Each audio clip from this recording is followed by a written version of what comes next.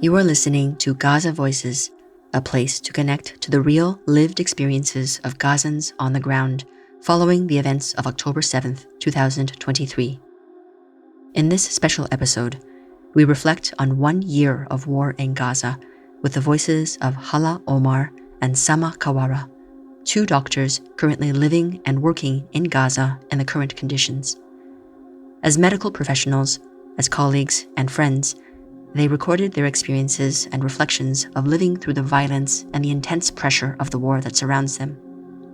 This conversation took place on August 21st, 2024 at Nasser Hospital in the city of Khan Younis in the south of Gaza. This show is a collaboration between Palestinians and allies around the world.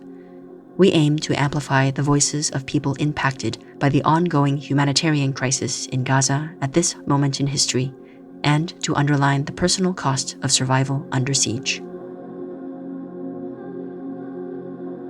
My name is Sen Jan. I'm one of the narrators for this podcast.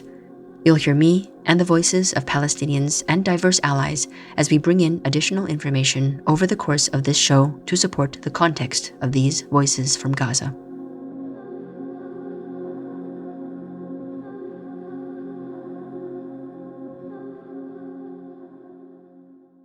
My name is Hala Omar and I am a Gazan from Rafah city, displaced now in Khan Younis. And we are doing this record for Gaza Voices program in order to broadcast our voices as Gazan to the whole world. We are doing this episode with my friend Samah. I'm Samah Qauraea. I'm a 28 doctor, work in Khan Younis, and also I'm from Khan Younis. Actually, we are colleagues. We're working in the same department in Nasser Hospital, and also we were colleagues in mid school. Me and Samah knowing each other for more than 10 years, from the first year in mid school in 2013.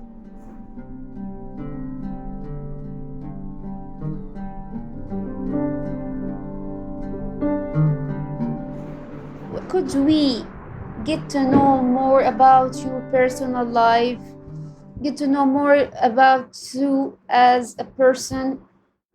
So I am the middle child for my parents. My sister and brothers are married, and I am now at home with my parents. I am a family person. I love my nephews and nieces. They are around me all the time, and I love my friends so much. So I enjoy this part of my life, being a family and a friend person. I also have so many hobbies. I like drawing and painting and singing. Yeah, and just like that. And you love your work very much. Yeah, I love my work so much. Can you tell us about your life before 7th October? Yeah, I can hardly remember my old life actually. Yeah, exactly. It's been a long time. Yeah, I think this is the case with most of us. We hardly remember our life before 7th October because it has been too long. Yeah. It's almost a year. We are close to a year of a war, a year of non-human life. Unfortunately. So let us try with each other to remember how our life was, to remind each other. Let's begin with our daily routine, the simple daily routine, how we start our day and then how we close or finish the day. So I remember my first thing in the morning when the alarm my alarm work. So I wake up from my own bed, my cozy bed, and then I would go to my own bathroom and then go to the hospital, trying to the kitchen, trying to prepare the morning coffee, and then I start to prepare for the work. I go out and I wait for a taxi and I go to the hospital and attend my morning meeting, which I was enjoying a lot, and then go to rounds and see patients. and the day ends about 2 p.m. After that, I would go out with my friends. I have so many options for lunch. I have so many options for places to go, restaurants. Sometimes we prefer to go to a restaurant in the downtown. Sometimes we prefer to go to the beach. And like that, I go home at about 6 p.m. and sit with my family, drinking a tea with my parents and my brothers and nephews. I enjoy this part very much and I miss everything in my old life.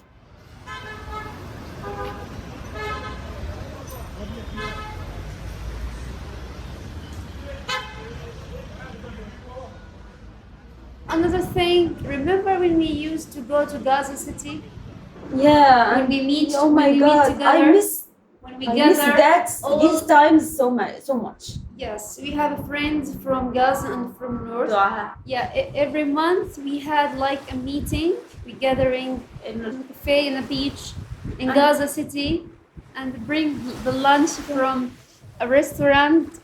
and we used to get confused which restaurant we will order food from. Italiano or Balmera, and then this is a confusion. It makes us confused. And then after lunch, we used to walk all the way at the beach side, then to go downtown Gaza in the Rimal. Remember Knafa Nabulsiya? Yeah, Knafa Nabulsiya. What was the name? Abu Saud. Yeah, that's Abu Saud. This is the best Knafa Nabulsiya in Gaza Strip ever.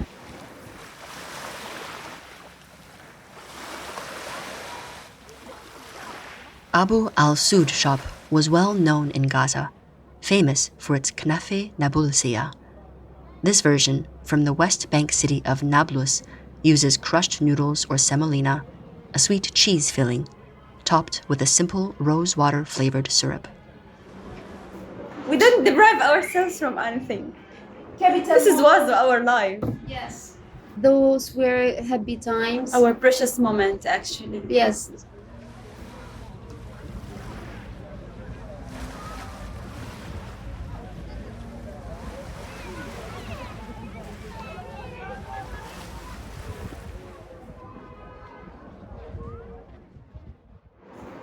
This journey was like a regular thing. Now it's like a miracle to have it another day. To go to Gaza City, this is by itself is just a dream. No one can cross the border from the south to the north. These places we talk about, it's no longer exist. Yes, it's no longer. The owners of demolished or destroyed. The owner, they are martyred. Yeah. Even the streets, the whole street, a neighborhood, the Rimal neighborhood are completely destroyed. Yeah. You can't even recognize these streets anymore. Maybe we get know the future of that. Yes, maybe we don't get to see Gaza or visit Gaza again. We don't know very that. Hard.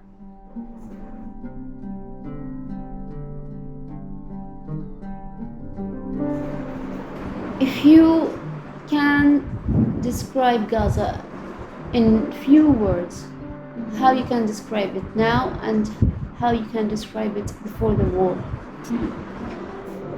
Gaza now, it's like a slaughterhouse to me. It's a prison and a slaughterhouse. It's nothing less than that to me. Yeah. Gaza before, it's like the dream. I think that Gaza was alive and it's now like a dying body. They sucked the life out. Yeah, they sucked the life out of Gaza. A few days into the war, Hala and Samah's beloved Rimal neighborhood, described as the beating heart of Gaza, was razed to the ground by intense Israeli bombardment. A once vibrant hub reduced to ashes. But that was just the beginning. Hala and Samah lived south of Rimal, Samah in Khan Younis and Hala in Rafah, 2 cities in Gaza separated by about a 20-minute drive.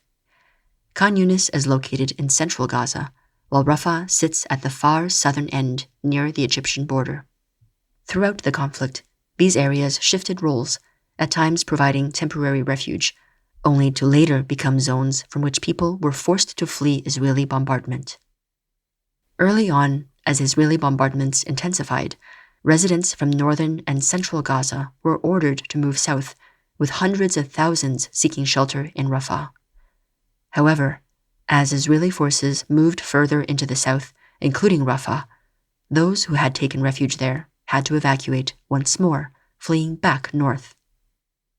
Both Hala and Samah's neighborhoods became sites of repeated devastation and forced displacement as airstrikes and ground invasions spread across the strip. In February 2024, Samah and her family were forced to flee Khan Younis after Israel's siege of Nasser Hospital. By May, as Israeli forces initiated a ground invasion of Rafah, it was Hala's turn to evacuate. Although Samah and Hala were separated by different parts of Gaza, they relied on each other's homes for refuge during these uncertain times.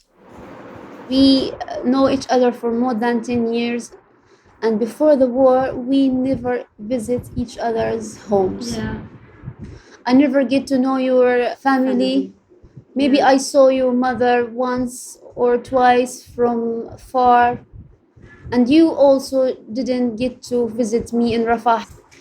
But how is everything changed now? Samah was living in Khan Younis. Then she forcibly displaced in Rafah. Yeah. That's in February or the last days of January, yeah? Yeah. When- 27. Yes, when we came to my home for the first time, when she get to know my family, my mother and my niece and my sister and my brother. When she slept over in my house, when So many my mother times. make Lunch. us a lunch, her favorite I was sleep like in- yes, fried chicken. I sleep in your bed. Yes, and we sharing same bed, same Yeah. food, and same everything. clothes. Yeah, we were. It's like she's part of my family, and the same thing happened with me when I displaced from Rafah. I remember before leaving Rafah, when the imminent invasion of Rafah, the news about there's an invasion, and I was so terrifying of leaving my home. I remember calling you. So I told you about if you can afford me a tent to live in if we displace from Rafah, then you tell me something. This is I will never forget in my whole life. You told me you can come, you and your mother and your sister. To my house. To my house. Yeah. You can get me a room in your house and we can live together. Yeah. I honestly, that moment, I feel like I'm the luckiest person on earth. In the middle of this suffering, I feel like I'm the most lucky person in the whole world to having such a friend. Not a friend, your family.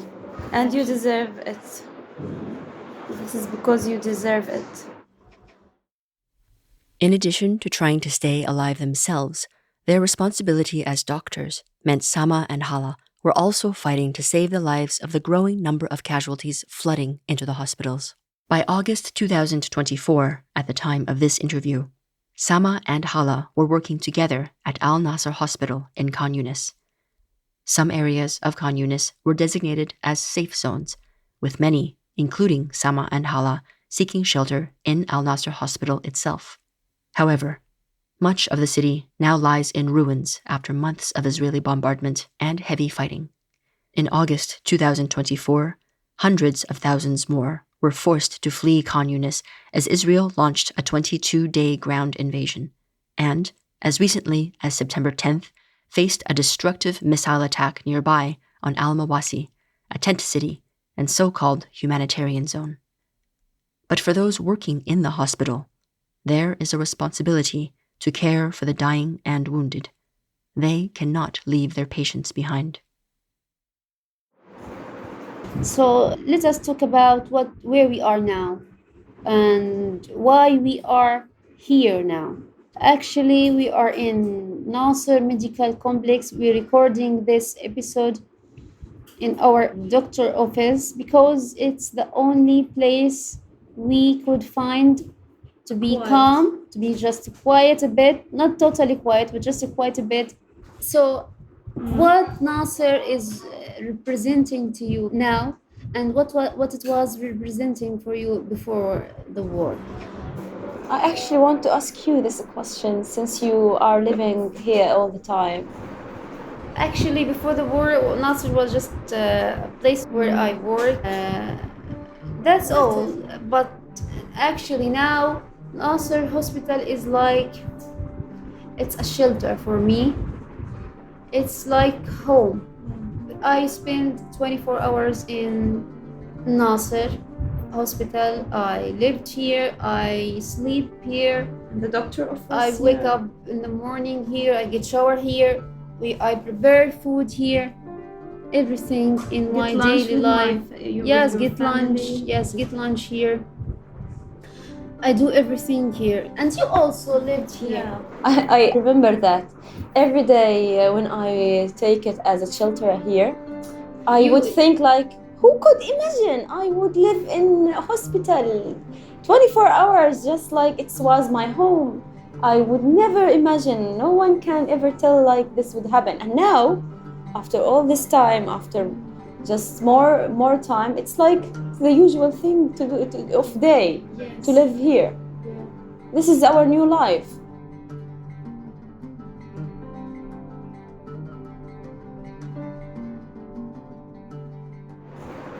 You spent most of December and January here in Nasser, yes? Yes, during the military operation in Khan Younis.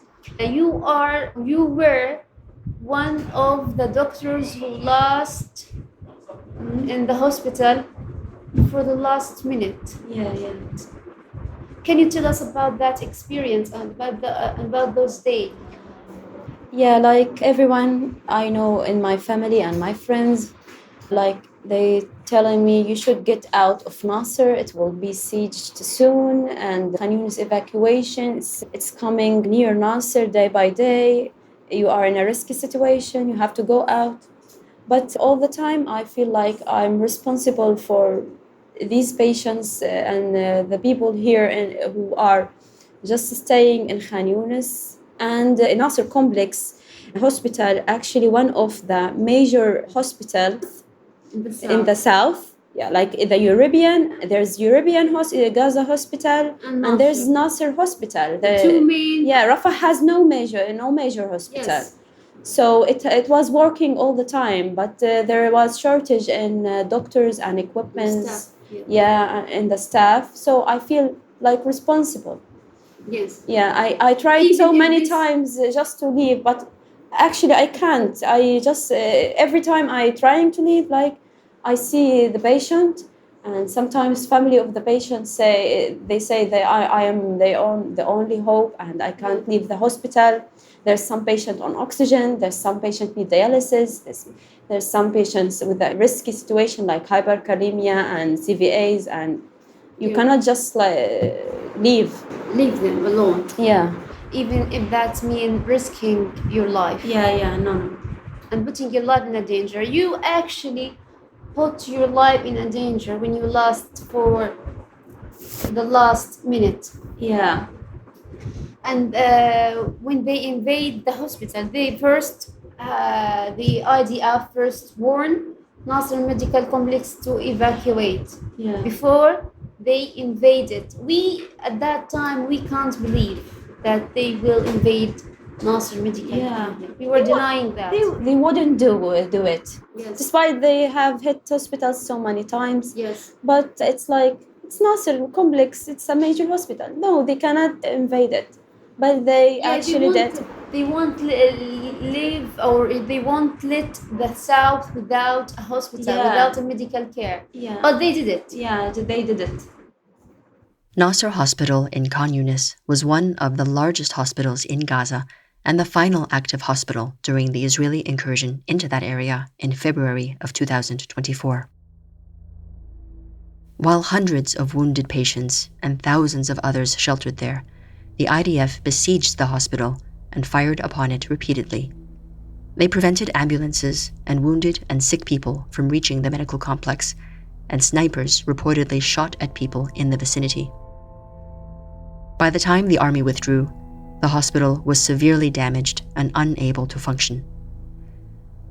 Hospitals in Gaza have faced repeated attacks by Israeli forces. As of September 2024, only 17 of 36 hospitals in the region are partially functional. Under international humanitarian law, in the normally agreed-upon rules of war, hospitals and other healthcare establishments should not be attacked, and this protection extends to the wounded and sick, the staff and medical transport. Eventually, on February 27, 2024, Samah fled with her parents to Rafah. And you get out through the, what's it called? A humanitarian Yeah, what they corridor. called a humanitarian corridor, Yeah.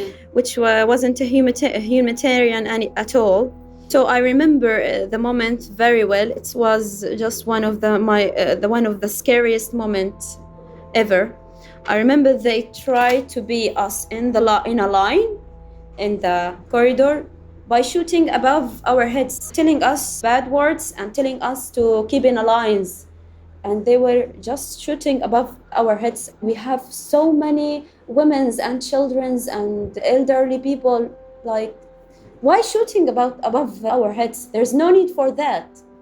Yes. It's just was a risky moment that I feel like I felt like my life is about to end.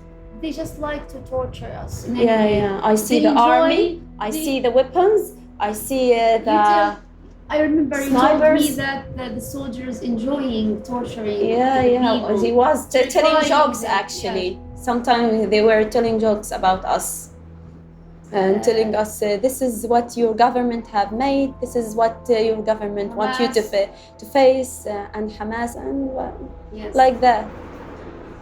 I think this is a very difficult situation you faced.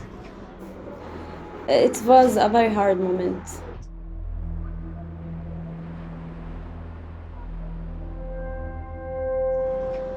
After that, in this corridor humanitarian, they have arrested so many nurses and doctors in this humanitarian corridor. Like, why they would do that? Why would you take a nurse who actually spent all his time in just a hospital? Yes. And there is some doctors that we don't have any news about until now, since February, and we don't know anything about them. Some of our colleagues sent free recently.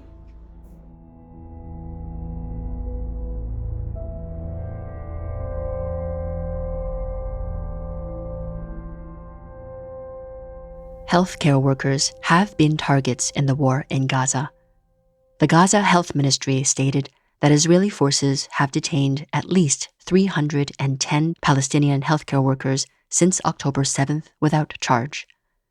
Meanwhile, Healthcare Workers Watch Palestine has documented 259 detentions and 31 cases of torture and abuse by Israeli authorities.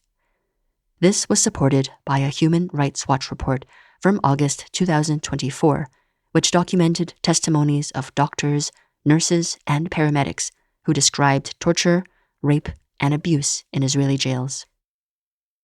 In May, it was reported that Dr. Adnan al-Bursh, the head of orthopedics at Gaza's Al-Shifa hospital, died in an Israeli jail after more than 4 months of detention. Groups advocating for Palestinian prisoners say he died as a result of torture. In July, Dr. Iyad Rantisi, director of Kamal Adwan Hospital's maternity department, also died under torture in Israeli custody. A September 2024 report released by the Palestinian Health Ministry stated that Israeli forces have killed a total of 998 health workers in this latest onslaught. That equates to 3 healthcare workers killed every day, with 1 in every 20 healthcare workers now dead.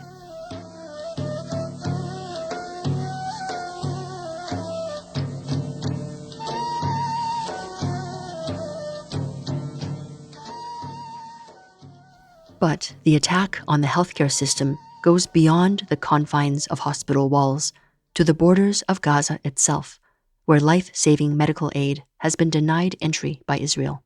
On May 1st, Doctors Without Borders stated that items including oxygen tanks, generators, and refrigerators continued to be blocked. In early September 2024, several UN missions to deliver polio vaccines for children in Gaza were blocked. Within this environment, Hala and Samah's daily work in the hospital took on entirely new challenges. So what are the problems the medical field is facing now and has been facing during the war in general, and what is your special experience, your personal experience as a doctor? So I remember the beginning of the war that there was no shrinkage in transportation. I used to go back and forth on foot, about 1 hour walking to the hospital. Actually, it was a risky thing to do. It was very risky. So in my hospital, at the beginning of the war, there were a scarcity and shrinkage in doctors. So many displaced, so many flee out. Some were dead and some were captured. And some doctors choose to work in the nearest hospitals. Yeah, like me. The nearest I'm from hospital to the Rafah. house or Yes, the I place am. to place. I'm from Rafah, and before the war, I used to work in Nasser, in Khan Younis. So I can't, in that time, I can't get every day from Rafah to Khan Younis. It's a very long and risky road, and transportation are not affordable. So I choose to work in the hospital nearby my house, which is called Al Emirati Hospital. And so many doctors do the same. But you, I used to call you the courageous doctor because you keep doing what you do every day. I felt responsibility because I'm from Khan Younis, and Nasser in Khan Younis. So who would go to the hospital? Who would see the patients of Khan Younis or the patient of this area, new area, if I wouldn't do that? Yeah. Like it's a responsibility. Despite feeling the responsibility, Hala and Samah and many other doctors were forced to move from hospital to hospital as Israel's airstrikes damaged medical facilities and continued incursions forced evacuations. In late May 2024, Al Emirati Hospital, the last major hospital in Rafah, as well as several other clinics, were forced out of service during Israel's assault on the southern city, leaving only 2 small field hospitals in the Al-Mawasi area, inadequate to deal with the mass casualties and suffering among Gazans, much less the normal medical needs of more than 1 million people fleeing from the offensive. Also, there's so many issues since the beginning of the war. It's the medication, the medicines. There was a shortage in the medicine, and since the beginning of the war, and still happening. Like Annie, you don't have options. You only have one option, and you cannot. You have to practice medicine in these very limited resources. Yeah. And these very bad and hard conditions. And in these very depressed situation. Like you, a doctor, you're just not a doctor. You're a human after all. And you have a family, and you have your issues, and you have your Every one of us have his own issues. Your own fears, your own depression, your own. Sometimes you are very depressed even to go to work. Burned out. Yeah. And burned out to see any patients. There's something here. That's the environment of hospital we used to live before the war. It's not like now. It's this environment we live now is not a usual it's not a usual picture of hospital. Yes. So in the beginning of the war, I remember that the hospital was crowded by patients. That is, the load of patients was double Or even tripled. We run out of beds. We run out of oxygen sources. Were in corridors. Like you can imagine that a patient die just because a shortage of oxygen source. This is the simplest right to a human, a patient. We are not talking about a mechanical ventilation or invasive ventilation. We are not about ICU bed. We are talking about a ward bed. We are talking a regular ward, an oxygen therapy. Like it's like ABC in medicine, in hospitals. With basic equipment in short supply and hospitals overwhelmed by trauma patients, those with other medical needs, such as pregnant women or individuals with chronic conditions, often struggle to receive the care they need. Chronic diseases have gone untreated, and many women have been forced to give birth without any medical assistance, with some reportedly forced to undergo C-sections without anesthesia. The devastation and trauma of this war and the wars preceding it has also left the mental health of the population in tatters. But Gaza's medical community has little capacity to help navigate the mass trauma and provide psychological support to those in need. Healthcare professionals on the front lines of war are far from exempt from the mental strain of the conflict as they bear witness to daily death and destruction under increasingly desperate circumstances with little time to sleep and care for themselves. The mass displacement, overcrowding, and destruction of critical water and sanitation infrastructure, which frames Gaza's current environment, creates the perfect storm for outbreaks of infectious diseases in the large number of people whose immune systems have been weakened by hunger and stress.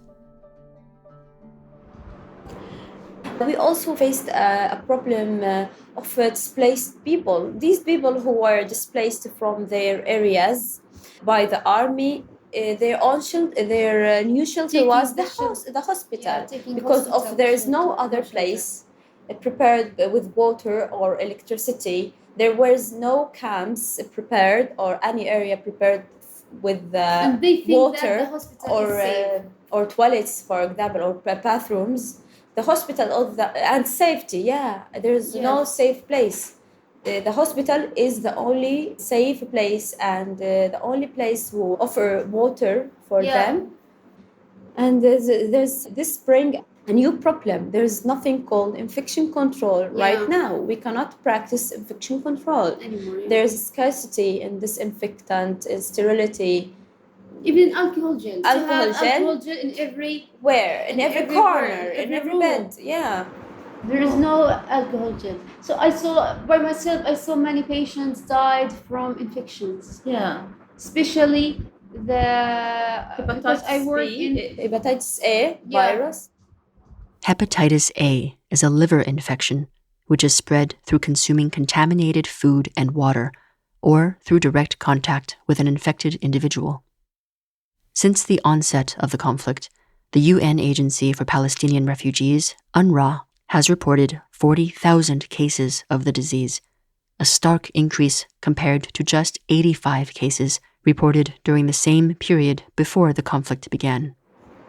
For me, I work in a nephrology department, so I saw a lot of end-stage patient disease are dying from infection in their axes because of sterility. The sterility and the hygiene and bad hygiene in hospitals and even resistant organisms. Yes, and epidemics for new organisms and new viruses. No one is caring about just like analyzing these new viruses or mutations in viruses we face.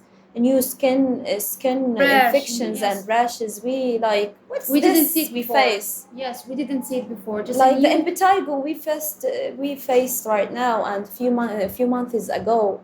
Like every person in Gaza have impetigo. And it's not a regular impetigo. We used to see it as before. Like it's spreading all over. We used to say it in the face. Right now, it's all over the body. According to the World Health Organization, more than 150,000 people in Gaza have contracted skin diseases since the start of Israel's war on Gaza. This includes reports of over 95,000 cases of scabies and lice since the start of the war, more than 9,000 cases of chickenpox, 60,000 cases of skin rashes, and 10,000 cases of impetigo, a highly contagious infection of the skin affecting mostly infants and children. In addition to these diseases, others have soared as well, including diarrhea, upper respiratory tract infections, and meningitis. Serious and preventable diseases have surfaced, such as polio, leading in some cases to deadly paralysis. The resurgence of these previously vanquished diseases underlines the importance of vaccination missions in Gaza, which have been difficult to carry out due to Israeli blockages. In addition, with the shortages of war, patients with long-term conditions or diseases like cancer have very limited options for treatment, if any at all. We used to have the Turkish hospital for oncology, which were demolished in the beginning of the war. And the oncology patient have to face this problem. They were displaced so many times from one hospital to another. We have very limited chemotherapy. Yeah, this is the only thing we have.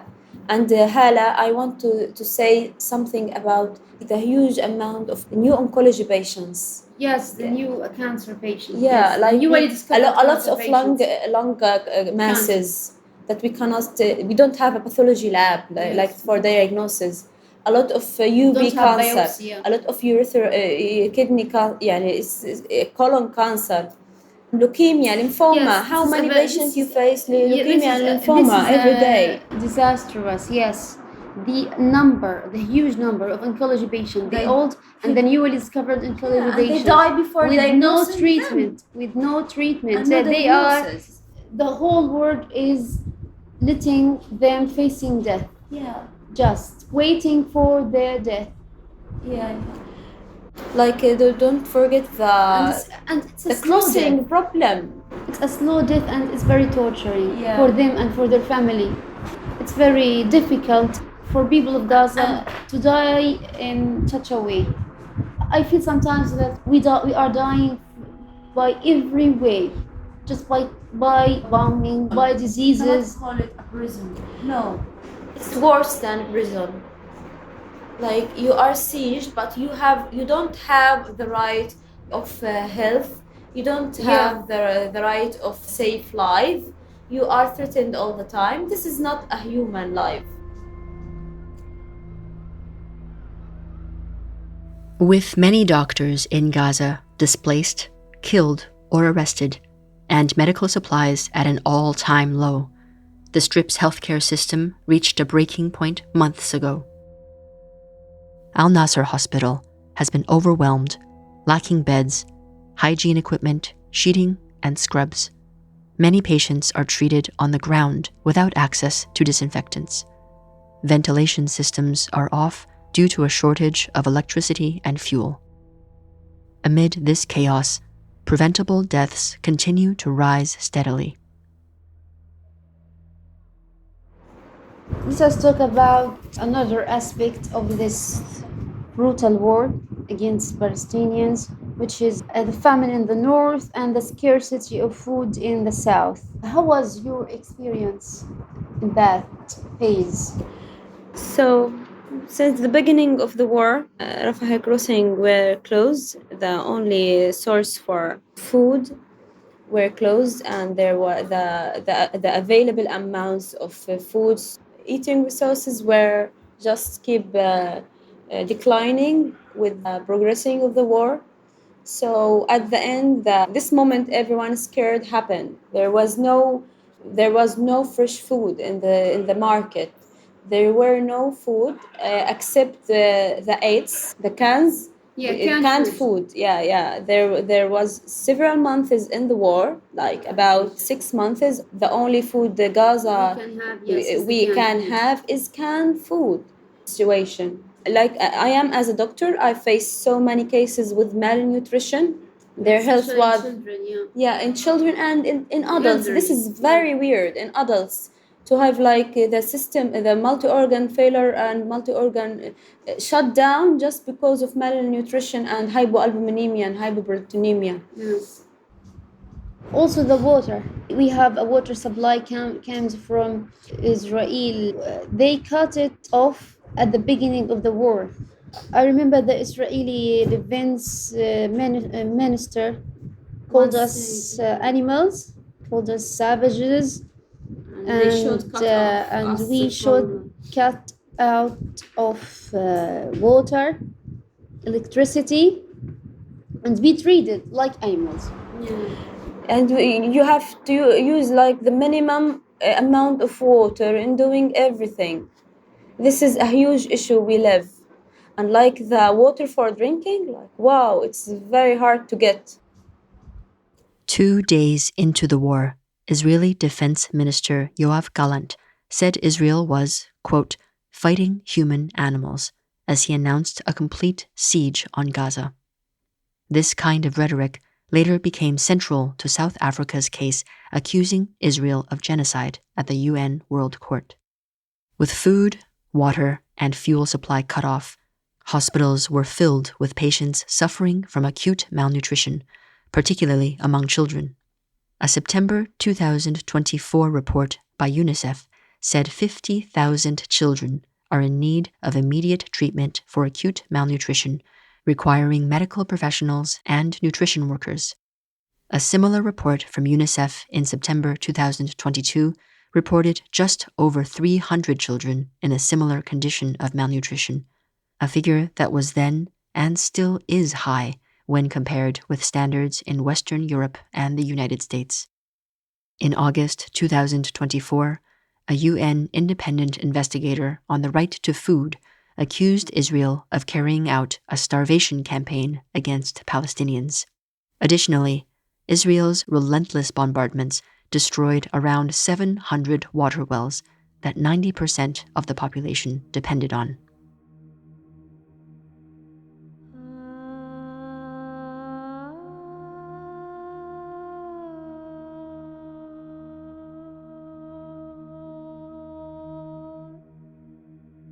For us, observing the war from the outside, it's easy for these numbers to turn into sterile statistics, but each one of them has a person behind it, with family, friends, and a life before the war.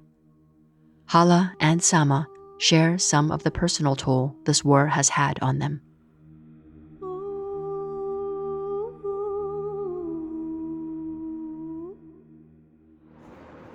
So I think this is a difficult question, and you feel free if you don't want to answer it. But did you lose anyone in this war? Any dear person?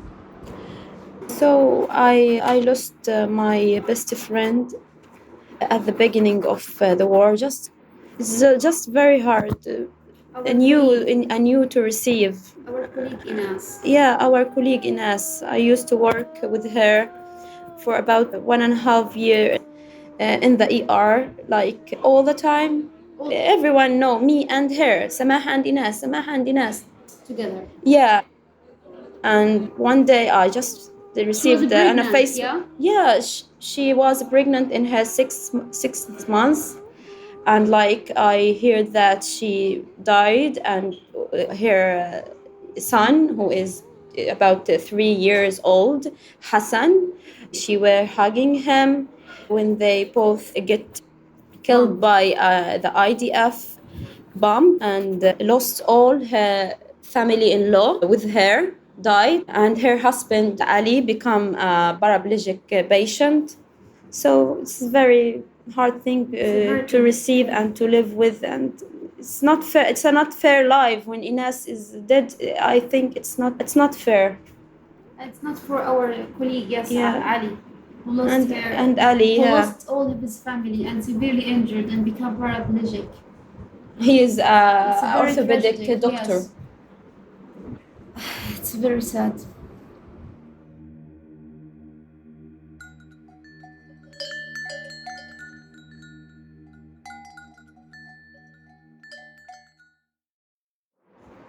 So what about our life now? What about our life now? I think our life now is can't be called alive. It's like a ghost. It's not alive. It's like, A nightmare. yeah, a nightmare. It's all about surviving. You feel like you are threatened all the time. I remember a series I watched before the war. It's called Walking Dead.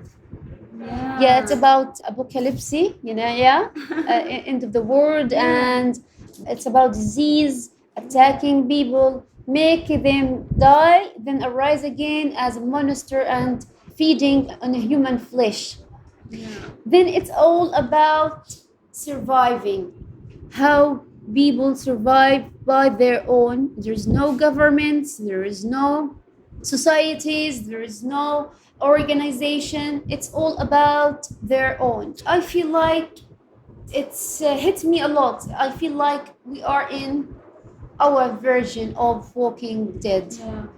You can't think about anything else except of surviving another day. I agree with you a lot. I feel like our life now, it's very. If you asked any Gazans, they would tell you they are like in some series, and you just live in it. And sometimes you think every moment in the series you will feel someday. Yeah, you will Every try- hard yeah. time your neighbor face or someone you know face, it Yeah. may come to you, and it's very easy to come to you, and this is very terrifying. So, how it feels now after 10 or 11 months of war? It's a very hard feeling, like everything have changed. This is now our new life. There is no future, no prospect in our new life. It's like a horrifying life. So you have no control about anything in your life. You live moment by moment. Everything you can just lose in just 1 second. You see it in front of your eyes every day. Your dreams and every plan you have made in your old life, this is not happening now. Your dreams like put in some shelf or something. It's in the past, and now you have no vision for the future. Every moment you live now, it's unknown. We live in the unknown. I think the most terrifying thing in the world is the unknown. We don't know how this will continue, and at the same time, we don't know how this could finish, Yeah. and who could finish it, and how it could be finished. Yes, Like we lost hope in in everyone. in everyone who can solve this problem. Yeah, we can solve this problem. Yeah. Solve this problem. Yeah, we lost hope. We just want to live safely, and we want the right to live, and we can't get this right. And there's something weird happening here. Like the Gazan people have like this weird coping mechanism. People just continue here their life with minimal things they can have. They continue to work, they continue to live and have families and married and Children, having yeah. children, and like they just like this situation, this insane situation we face. This is the only coping mechanism they have. They just want to continue to it's have like a normal their way. life despite everything they face. This Yes. is not a normal situation. Maybe some people can call it resistance or resilience. Yeah, some people call it Or some resistance, people can call resilience. it coping mechanism. I see it like the survival instinct. Any situation you put a human being in, all he would think about is how to survive one day more.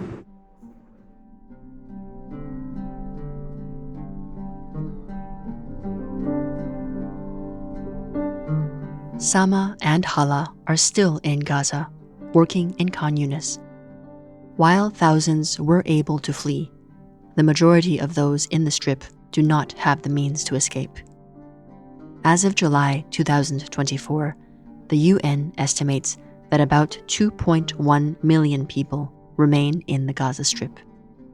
1 year into the war, what life will bring for them remains uncertain. Did you try to leave Gaza in the war? Leaving Gaza is actually a very hard decision, and it's need a long thinking. To me, it's need a lot of thinking and planning, and it's not a very easy, not in decision, or even if you made the decision, it's not easy to take. Yeah. What about you? It's a long story with you. Actually, I tried, me and my family, but it's a very difficult and complicated process. The coordination fees by the Egyptian intelligence, me and my family, it will cost a fortune. And of course, I wouldn't get out by myself and leaving my family in the war. For me, this is something I wouldn't do. You feel like In any you are in a case. prison. Yeah, you're cannot like, yes, leave. you are trapped. You can't leave. You can't stay. You can't live. You can't go out. Can't you do anything. Yes, You know, it's- a fortune. You need a fortune to leave. yes. Do you feel like you are separated from the whole world, isolated? Yeah. Do you keep up what's happening in the outside world? What, like the big events happening in the world now? What is called the American selections, the Olympics, the what, etc. No, actually, I feel so isolated, and every Gazan feels so isolated. We have more things occupying our minds, What occupies your mind? this surviving mood, and there is the water, the food, the running out, the displacement places, bombing happening here, bombing happening there. Where's the IDF now? Where's the army now? This is occupying my mind. I don't know a lot about the outside world. I actually stopped very long time ago, especially since the moment I left Rafah in middle of May. I stopped keeping up what's happening in the world because I feel the world issues, the world problems, the world events. It's not for me. It's for the other people, for the other countries. Like when For you us- see the Olympics. It's a very weird thing you feel. Yes, I just The world is just keeping going up, Yes, keeping guys. going, and despite this, it's not our problem. I can't just call it our problem. I think it's a human. It's a human problem. It's not normal to watch such brutal thing happening to other human people being, are and just- just watching like this, and sometimes you don't watch. You continue your life and do Olympics, do elections, Do whatever you want in your life, and we Yeah. just and our life has stopped long time ago. Yeah. You feel like the whole world should have stopped with us. Yeah. Stopped Yeah. our life has stopped. Why does the world continue his life like nothing happening Yeah. here? Like it, As I said, I feel the world treating us like we are other kind. We are not a human like them. I won't forgive myself if I know that a human live like the life I live today, and a human face the bombing and the killing and the shooting we face every day, and I am just seeing Keep or just make my head to other look Turn, at yes. turn my head at the Turn other my side. No, I wouldn't forgive myself. and I wouldn't respect myself either. yeah.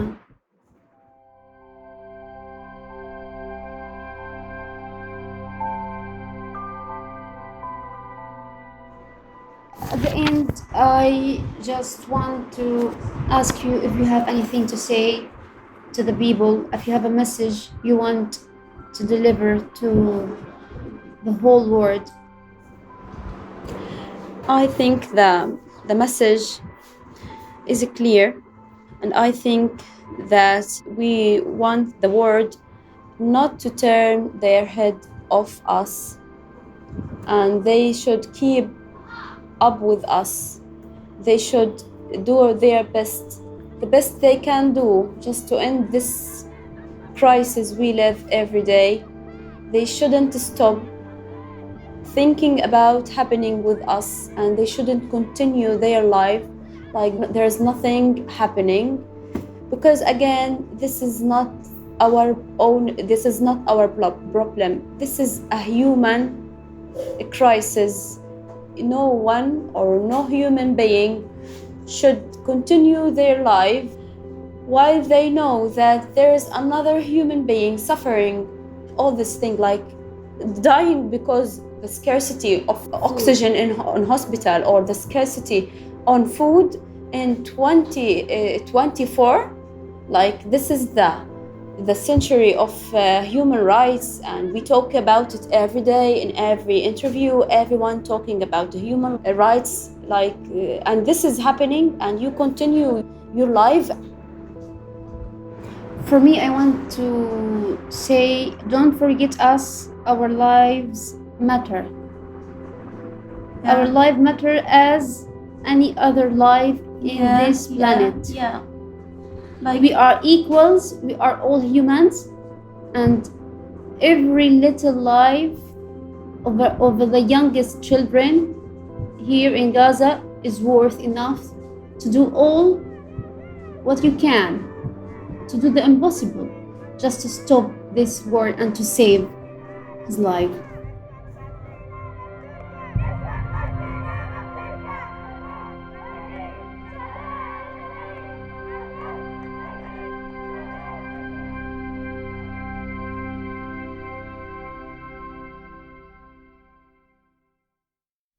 Samah has launched a GoFundMe campaign to help her and her elderly parents leave Gaza.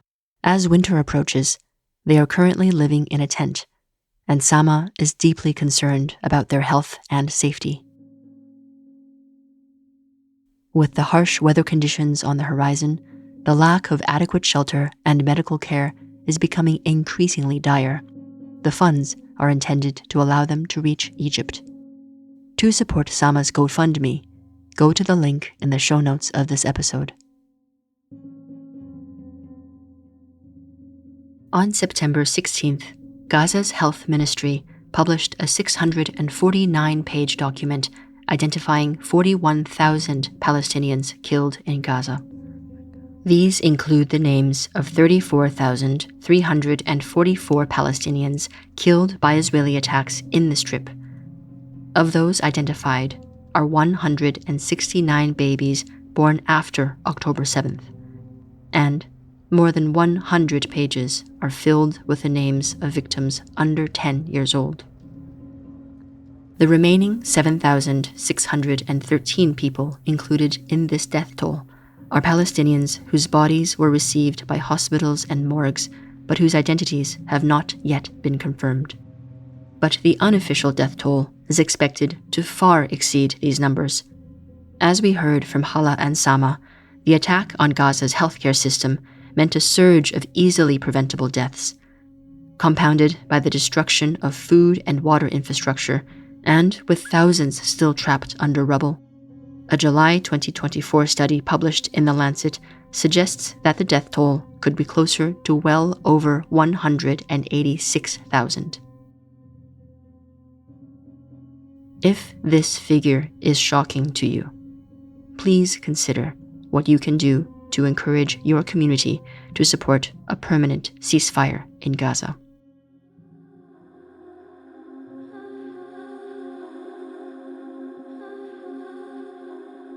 Throughout the rest of this year, Gaza Voices will bring forward individual interviews like this one to bring human perspective to the war in Gaza. If this episode touched you in some way, we ask that you pass it along to others you know who are looking for new context and more information about what's happening in Gaza. Follow us on Instagram and YouTube at Gaza Voices 24. Our website is www.gaza-voices.com. Thank you for listening to these Gaza Voices.